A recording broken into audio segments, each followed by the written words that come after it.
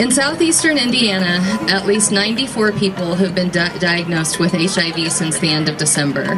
More people are being diagnosed every day in that area, and it hasn't slowed down yet. At Positive Link, many of the staff have been doing this work for far longer than me.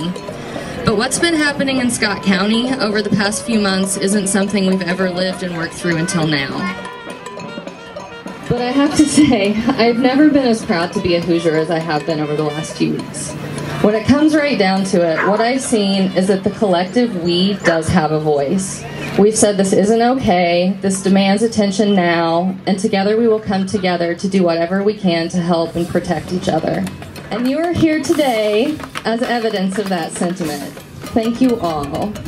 Thank you for paying attention, thank you for caring, and thank you for showing up and walking for such an important cause.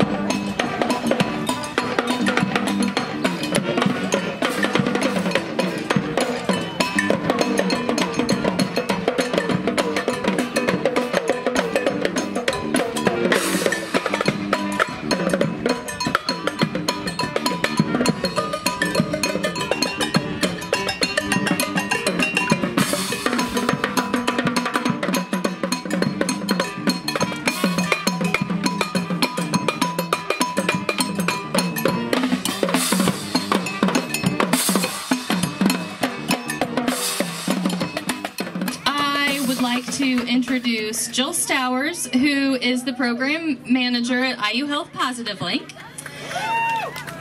and Brittany Polk, who is a second-year SPIA fellow, who is finishing up her second year with us. And honestly, this event wouldn't be as big and fantastic as it is today without her help, because she has really kept us all on our toes, and we appreciate that very much. This walk wouldn't happen if it wasn't for you guys, so a round of applause for everyone who is here. Thank you so much for your overwhelming support from this community for Positive Link. Without you guys here, we wouldn't have a fundraiser. We wouldn't be able to do the things that we do here at Positive Link. So thank you to each and every one of you for your support. Coreyland Men's Chorus raised over $1,500 for us.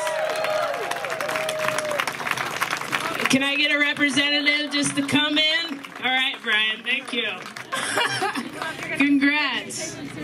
We're just gonna have you take your picture really quick. Hoosier Heights Climbing Gym raised almost $2,000. Want to say something? And I guess just thanks to everybody that donated and everybody from Hoosier Heights that came out to support us. So, woo! So we have the largest fundraising team, Bloomington High School North. Over 25 team members. We are very proud to be a part of this important event. We thank our donors. This is the first year North has been a part of this, but not the last, and so we're so proud to be a part of this. Thank you very much. Top fundraising team is the Kinsey Institute, with almost $4,000. Wow.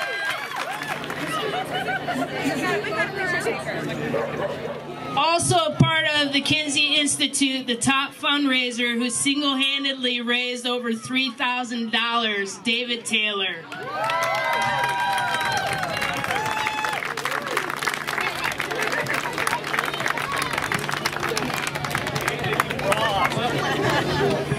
We are very lucky to have with us tonight Emmanuel Otala, and he's a medical doctor and the former Minister of Health for the Republic of Uganda.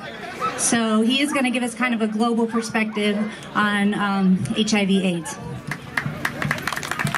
I am happy to join you here today to be part and parcel of this AIDS Walk and Festival. I am also happy for the opportunity to talk about HIV and AIDS on this theme of providing support for people living with HIV, and to share with you my experiences in the fight against HIV and AIDS in Uganda. Uganda was able to bring down the prevalence of HIV from a high of 18% in the mid-1990s to a moderate prevalence of 6.2% by the year 2005. This no mean achievement was mainly due to the support and commitment of the political class, who invested so much to complement the work that the scientists were doing in the fight against this scourge. Uganda, as you may already be aware, is one of the first countries in sub-Saharan Africa to acknowledge publicly that the AIDS epidemic was ravaging the country and that there was a need for support from the willing.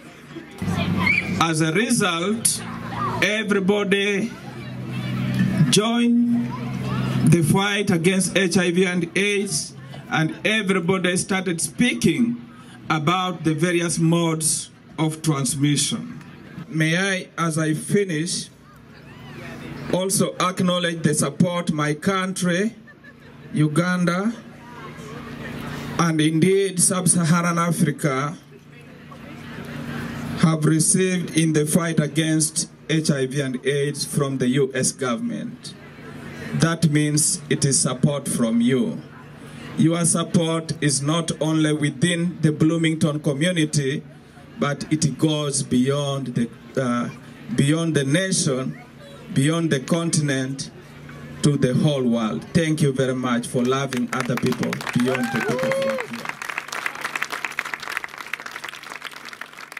Access to ARVs, antiretroviral drugs, were just unaffordable to most Africans.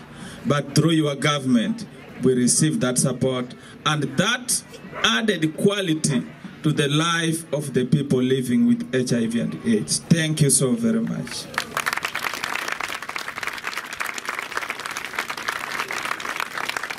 It is also important for you to know that as we talk today, in Uganda, out of 1.5 million people with HIV/AIDS who deserve to be on treatment, only 700,000 people are on treatment. That means 800,000 people desire to access antiretroviral treatment, but they cannot access it because of affordability issues. That still calls for support, and that is why the theme for today's occasion is very, very relevant, not only here in Bloomington, but beyond Bloomington. Therefore, as we gather here today for this AIDS Walk and Festival, it is a great opportunity for us to renew our collective and individual resolve in the fight against HIV and AIDS here in Bloomington and beyond. When any one single individual is infected with HIV, then all of us are affected. We need to address the feelings of people living with HIV and AIDS. We need to address helplessness. We need to address loneliness. We need to address lack of material and moral support and the feelings of not being loved and cared for. It's our duty to give hope where there is hopelessness, solidarity where there is loneliness, and to give love where we see it running away. People living with HIV and AIDS need our love. They need our care. They need our material support. They need our understanding above all. They need to know that we appreciate that it is not their choice to have HIV and AIDS. I therefore call upon all of you to offer material and moral support, to donate generously towards this cause, and support people living with HIV and AIDS here and beyond. May I also take the opportunity to thank those who have already made donations to this cause. Thank you so very much. With these few remarks, I thank all of you, and I wish you a great walk this evening. God bless you all. God bless America. Thank you very much. Thank you so much, Emmanuel. It was wonderful. So lucky to have you here. Okay, everybody. Just a couple other things to say before we step off the walk. I realized I don't think I introduced myself earlier when I introduced Jill and Brittany. My name's Emily Brenniger, and I'm the president of the Community AIDS Action Group. So it's been a very challenging and busy few weeks for HIV work in Indiana, and I don't think that's a surprise to anybody here today. I started working in the field of HIV around 1998. It was a really transitional time for HIV. We had new, more effective medications. I entered the field when there was more hope than there had been since the beginning of the HIV epidemic. The focus was on getting newly diagnosed folks insured and into medical care and getting long-term survivors on the new meds that had fewer side effects. Some people fared very well, some did not, because the long-lasting effects of too little, too late outweighed the benefits of the new meds and improved systems of care. We still witnessed handfuls of people we worked with dying each year. Since the late 90s, we've typically seen the number of new infections decrease or at least plateau each year. Indiana has followed the trend of what has happened nationally as far as rates of new infections, longevity, and what populations of our fellow Americans are being the most highly impacted. We've seen some prevention efforts succeed, we've seen some fail. We've seen the success of how holistic case management can positively impact individuals, families, and communities. At Positive Link, many of the staff have been doing this work for far longer than me. But what's been happening in Scott County over the past few months isn't something we've ever lived and worked through until now. In southeastern Indiana, at least 94 people have been diagnosed with HIV since the end of December. More people are being diagnosed every day in that area, and it hasn't slowed down yet. Indiana's also gotten a lot of press in the last month. Some of it's been really bad, and some of it's been less bad. But I have to say, I've never been as proud to be a Hoosier as I have been over the last few weeks. When it comes right down to it, what I've seen is that the collective we does have a voice. We've said this isn't okay, this demands attention now, and together we will come together to do whatever we can to help and protect each other. And you are here today as evidence of that sentiment. Thank you all. Thank you for paying attention, thank you for caring, and thank you for showing up and walking for such an important cause. To the member agencies and folks of the Community AIDS Action Group, Indiana University Health and Wellness, Kilimanjaro Education Outreach, iStop, Monroe County Health Department, and IU Health Positive Link.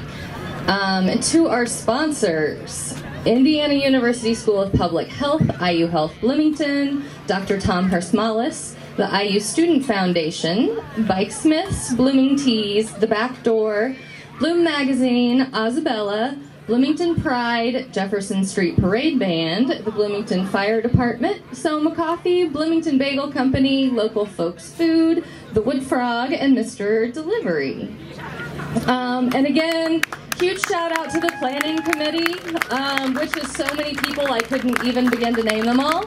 And again, Hoosier Heights and Isabella and Hoosier Doggy back there, everybody that's chipped in to make this happen. I'd also like to thank the families of all of the staff at Positive Link, because it's really been a rough few weeks, and we couldn't get up and do what we do without you. So thank you very, very much. Let's enjoy this walk at dusk down the beeline in our beautiful town. Let's remember the loved ones we've lost, and honor those in Bloomington, around the state, country, and world who continue to live with HIV and AIDS.